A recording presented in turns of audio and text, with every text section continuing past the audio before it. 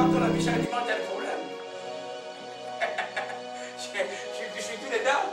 Hein? Amen. Et puis on fait du bruit, il y a beaucoup d'instruments, il y a beaucoup de musique, mais il n'y a rien. Ils sortent comme ils sont entrés. Combien moi d'été, ils pensent à prendre quoi? Du Tylenol. Alléluia. Amen. Alors, j'ai béni de Seigneur hier. J'ai passé un bon samedi de prière. Je crois que par sa grâce, Dieu va nous donner un bon message aujourd'hui. Alléluia. Qui peut me rappeler qu'est-ce que nous sommes en train de voir? Qu'est-ce qu'on a vu en dernier le dimanche passé? Amen. Amen. On a commencé avec les ingrédients de la prière. Quelles sont les choses que nous faisons pour que notre prière soit efficace? Amen. Une de ces premières choses nous avons vu, c'était louer Dieu. Amen. Dans Matthieu 6, dans l'exemple de notre Père, dit que ton nom soit sanctifié. Vous savez que louer Dieu a...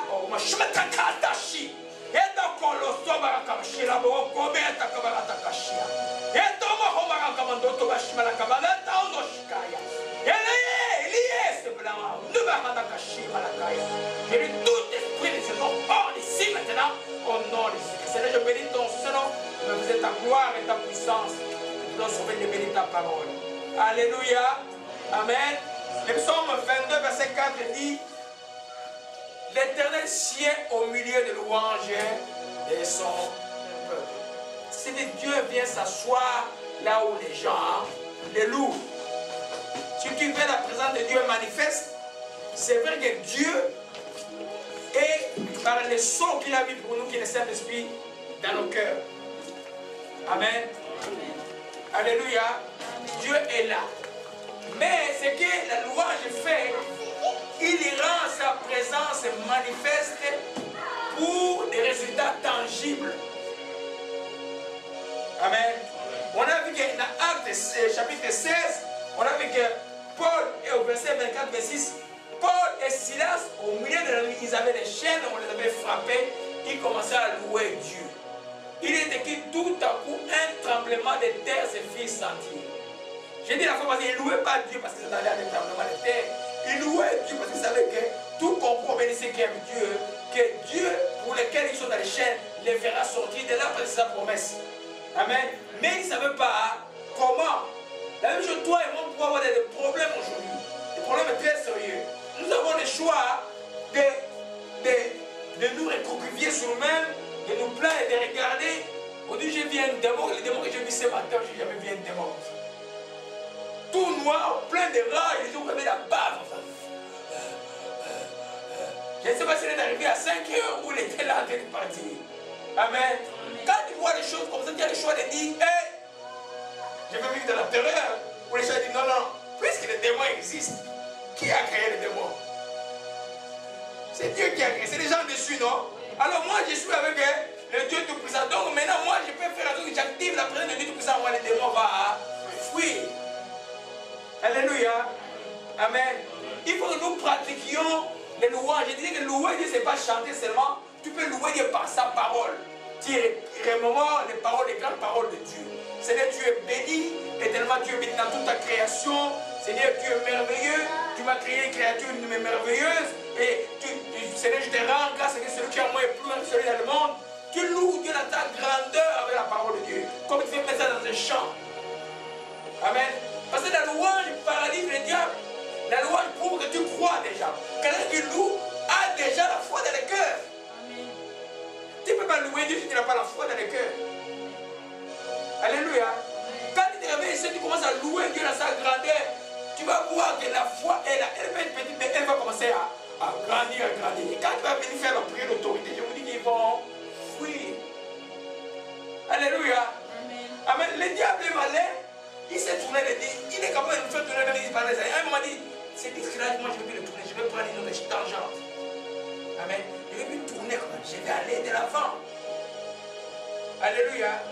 Dieu a un plan pour toi, quelles que soient les choses qui t'arrivent. Dieu a un plan pour toi. Alléluia. Il y a certaines choses que je viens d'aller dire aujourd'hui en priant de sabbat. Je dis, oh mon Dieu, il y en a qui ne sont pas sortis de l'auberge. Amen. Tu vas voir que Dieu dans les tours. Mais Dieu va te donner une bénédiction. Tu vas savoir te mettre en cause les trous davantage, mais c'est une bénédiction. Oh, oh mon Dieu. Eh, c'est sérieux là. Une bénédiction peut te mettre dans les trous. Amen. Mais la bénédiction de l'Éternel ne fait suivre aucun chagrin. Alléluia. Amen. Amen. Alors, on a vu ça la fois passée. Je vais pas tout revenir sur ça. Je voulais juste vous montrer. Allons un peu dans Chroniques chapitre 20. Je vais méditer ça, 2 Chroniques plutôt. Amen. Je crois 1 Chronique plutôt. 1 Chronique chapitre 20. Amen. Vous allez voir, c'est bon roi d'Israël qu'on appelait Josaphat, que la Bible appelle Josaphat. Amen. 1 Chronique chapitre 20. Amen. Comment lui il a fait? On va me revenir sur les même dans ce que je vais enseigner après. Alléluia. Amen.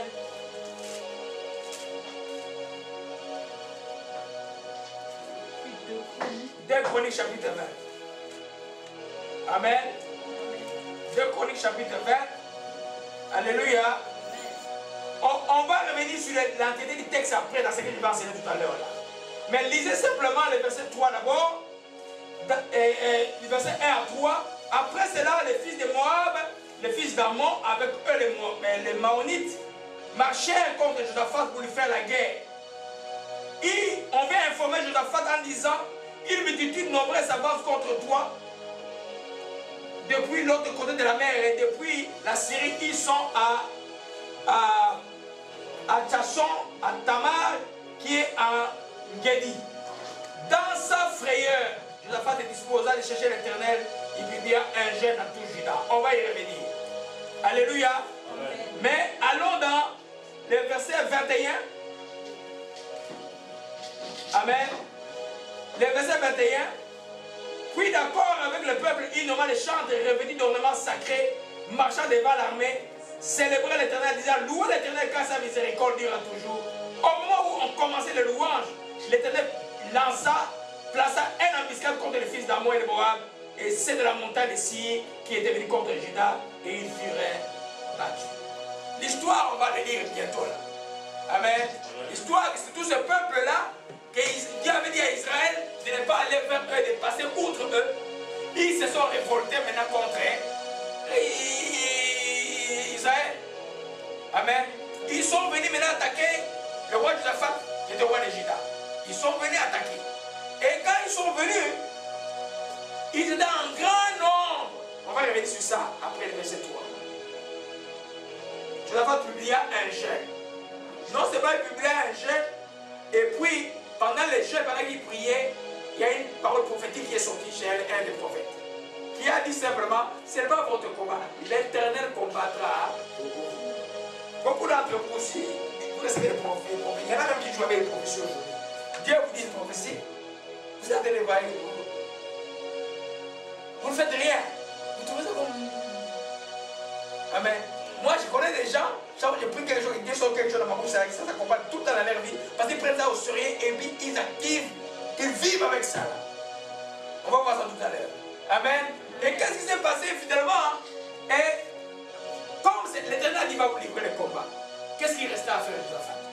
Il pouvait dire comme vous, Dieu a parlé, vous restez à manger le spaghetti. Amen, vous ne bougez pas. Mais Josaphat a fait quoi?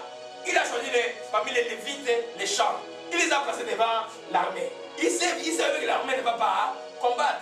Amen. Mais l'armée fait faire une chose, louer Dieu. Comme vous, vous êtes l'armée de l'Éternel. Amen. Il a commencé à louer Dieu. Au moment où ils ont commencé les louanges, le miracle s'est accompli.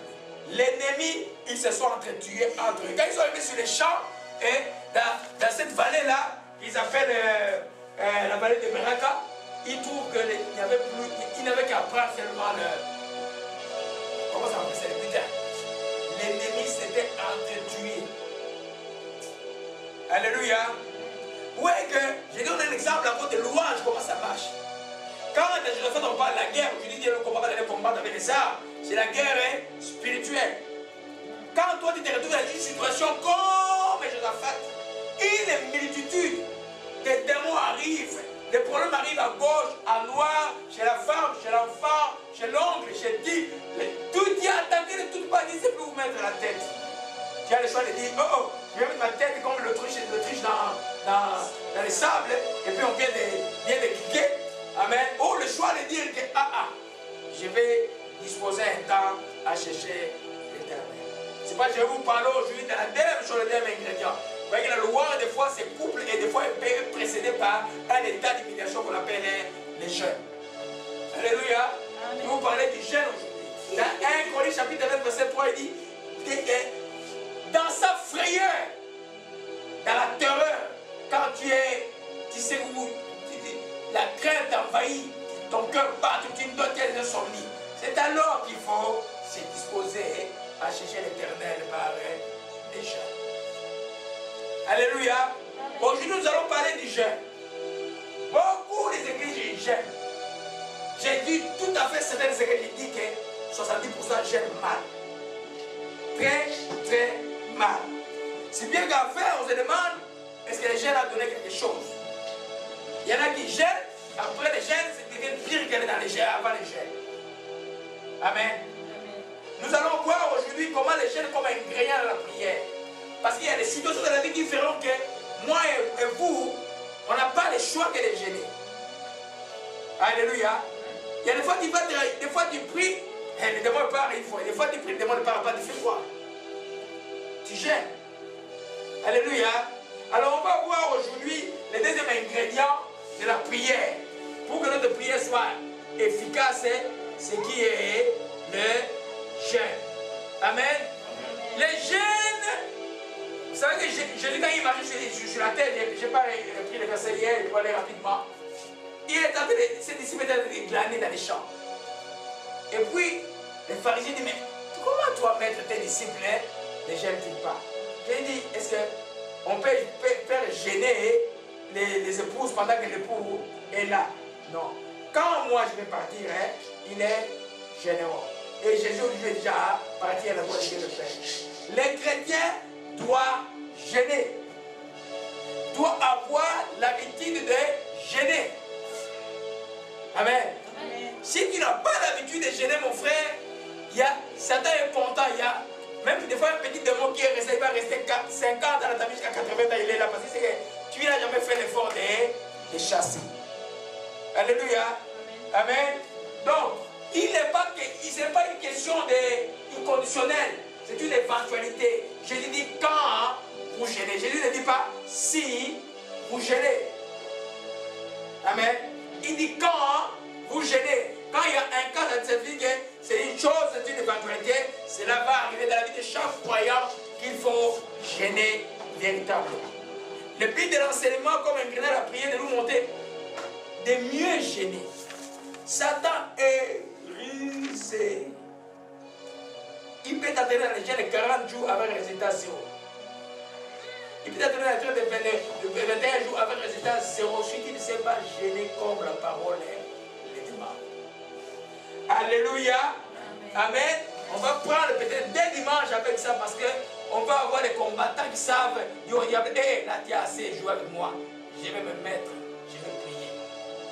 Alléluia. Amen. Donc, je voulais commencer par cette parole avant de définir d'abord sur quoi les jeûnes. Amen. Les jeûnes, bibliquement, c'est une privation. Le but du jeûne, c'est l'humiliation devant Dieu. C'est une privation de manger, de boire et de ses penchants et ses désirs. Dans un seul but, vous trouvez ça dans les dictionnaires, c'est ma décision que Dieu me donne maintenant. Amen. Dans le seul but de chercher la volonté de Dieu. C'est pourquoi on dit toujours jeûne et prière.